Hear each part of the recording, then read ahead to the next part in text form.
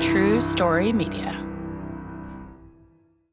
Good night, itchy eyes. Good night, sudden sneeze. Good night to your symptoms of allergies.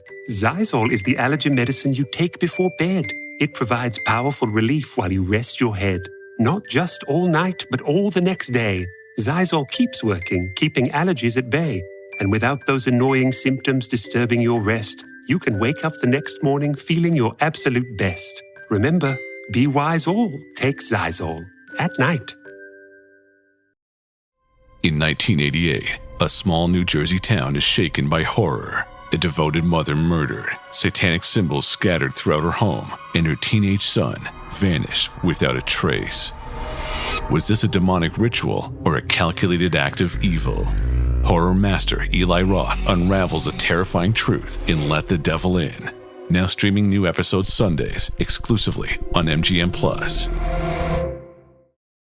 Subtle results, still you, but with fewer lines. Botox Cosmetic, out of botulinum toxin A, is a prescription medicine used to temporarily make moderate to severe frown lines, crow's feet, and forehead lines look better in adults. Effects of Botox Cosmetic may spread hours to weeks after injection, causing serious symptoms. Alert your doctor right away as difficulty swallowing, speaking, breathing, eye problems, or muscle weakness may be a sign of a life-threatening condition. Patients with these conditions before injection are at highest risk. Don't receive Botox Cosmetic if you have a skin infection. Side effects may include allergic reactions, injection site pain, headache, eyebrow and eyelid drooping, and eyelid swelling. Allergic reactions can include rash, welts, asthma symptoms, and dizziness. Tell your doctor about medical history, muscle or nerve conditions including ALS or Lou Gehrig's disease, myasthenia gravis, or Lambert-Eaton syndrome, and medications, including botulinum toxins, as these may increase the risk of serious side effects. For full safety information, visit BotoxCosmetic.com or call 877-351-0300. See for yourself at BotoxCosmetic.com.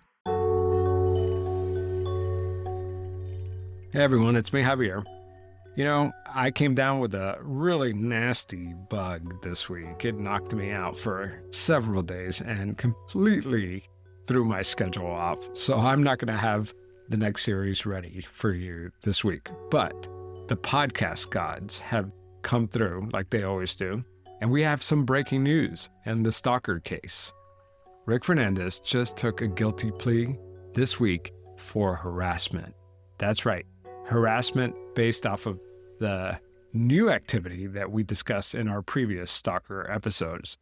For those of you who may not recall, Rick Fernandez was writing a book about the doctor and her husband, even doxed them and published their real names and some really sensitive information in this book while he was awaiting trial for the 3 felonies that he had against him. Now, notable mention here is that Tanya Fernandez was not charged with any additional charges, so that's why we are only talking about Rick today. So what does this mean? Rick admitted guilt instead of going to trial, right? So by pleading guilty, he accepted responsibility for the harassment charges. Now remember, these are for the new harassment charges concerning the book and all that stuff that happened while they were awaiting trial. This does not mean that he pled guilty to the original felony charges, which were sending the fake messages, the IP address, all that stuff from the original series of The Stalker. We still don't know who really was the stalker. Was it Tanya? Was it Rick? Or was it one of the kids? We still don't know. And this doesn't answer that. But we know that this week, Rick took responsibility for this new wave of harassment. And so what were the consequences for that? Well, he got sentenced to 180 days suspended. So what does that mean? He was sentenced to 180 days in jail, but the sentence is quote unquote suspended. That means he doesn't actually serve the jail time now as long as he follows the rules of his probation. If he violates probation, that suspended sentence can be activated and he would have to serve that time. So 3 years probation instead of jail. He will be supervised. During this time, he has to follow specific conditions set by the court. So that means no contact with the victims directly, nor can he try to get messages to them through other people. If he does, that alone violates his probation.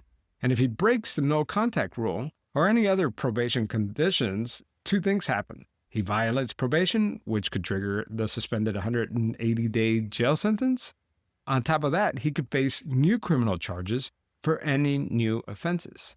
So in plain terms, he admitted guilt. So now we have a conclusion to this never-ending saga.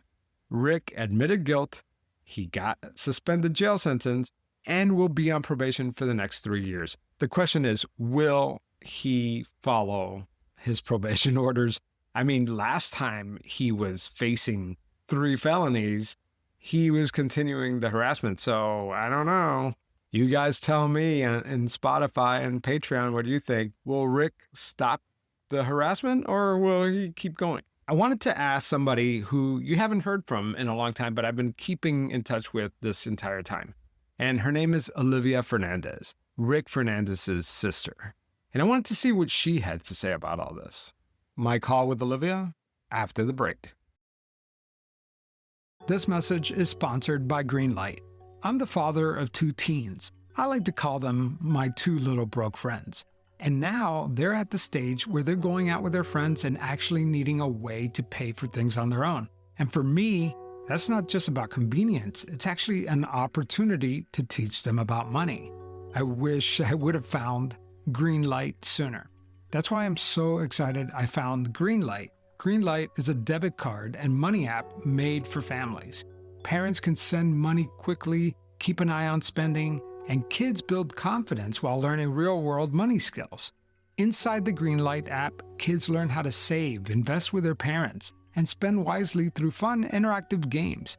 And there's even a chores feature. You can set a one-time or recurring chores and tie allowance directly to their work. Honestly, if I had that growing up, maybe I would have been motivated to do more chores. Maybe that's why millions of parents trust and kids love learning about money on Greenlight, the #1 family finance safety app. So don't wait to teach your kids real-world money skills. Start your risk-free Greenlight trial today at greenlight.com/pretend. That's greenlight.com/pretend to get started. Again, greenlight.com/pretend.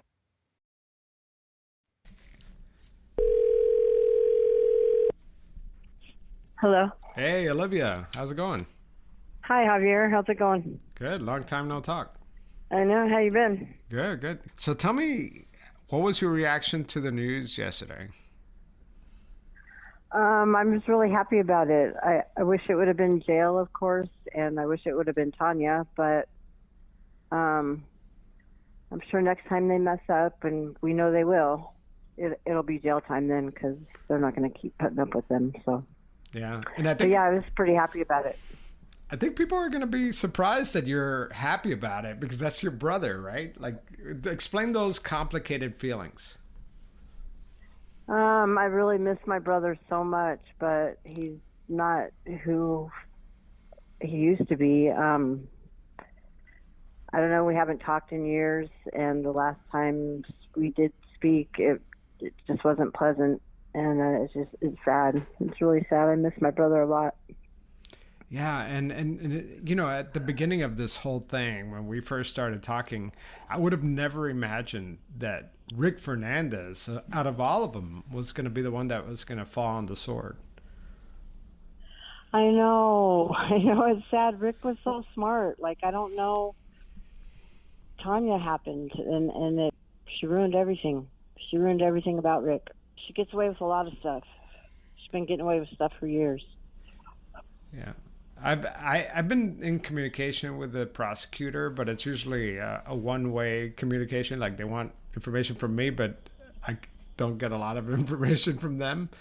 I wonder why she wasn't charged, because surely she had something to do with writing that book that exposed the doctor's real identity and their location and all that. I know. I can see her orchestrating the whole thing. That's my vision of it all. I'm just really surprised of Rick's involvement in it, and he took it to the post office himself. Like, he's smarter than all that. He's better than all that. Yeah. I think people are still going to be disappointed because despite him pleading guilty to this, which was really for the second wave of harassment, not for the first wave, which is the one that we talked about in the podcast, but people are going to be disappointed because they don't know who the real stalker was at the end of the day. Like, nobody knows who is pushing the numbers. I know, and I wanted to thank you and Hardina on your work on all of this, and I just wanted to say it's a bummer that the real identity hasn't been confirmed. But we're not dead yet, so we could still find out.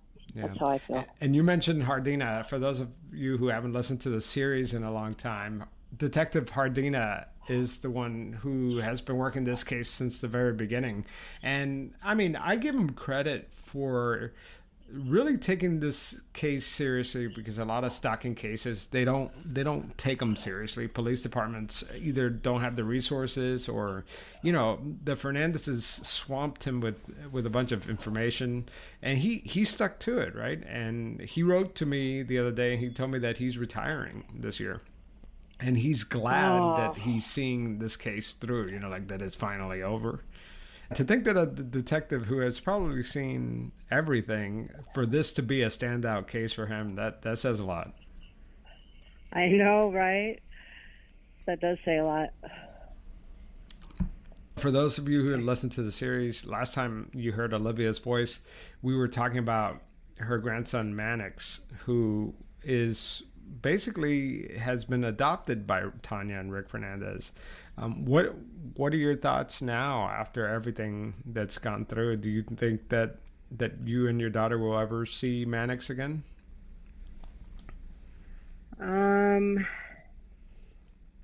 God, I hope and pray. Honestly, I don't know. Like, I'm afraid to even try to reach out. I don't want any problems with them myself, but I'm just hoping that once he's 18 that he doesn't end up like them. That's all I can hope for. It's sad, right? Because these are real people, and I'm sure that you and your daughter want to see Mannix, and yes, it's just... I wish I still had a relationship with all of my nieces and nephews. It's sad. I miss, like, we used to be, me and Morgan used to be pretty close, and it's just, I don't know. I miss them too. Well, Olivia, I'm going to let you go. Okay. Thanks, Javier. All right. I appreciate Keep up the good work. Yeah. I appreciate you. All right. That's it for today's very, very short breaking news update on the Stalker case. I'm sorry I don't have the new series ready for you. In fact, I'm actually still reporting on it, so it's probably a good thing that I didn't come out with a new series yet. But it's a banger. I think you're gonna like it. All right. I'm feeling better, by the way. But it's been, there's something going around. So take care of yourselves. All right. That's it for me today. We'll be back soon, hopefully with the new series. Take care.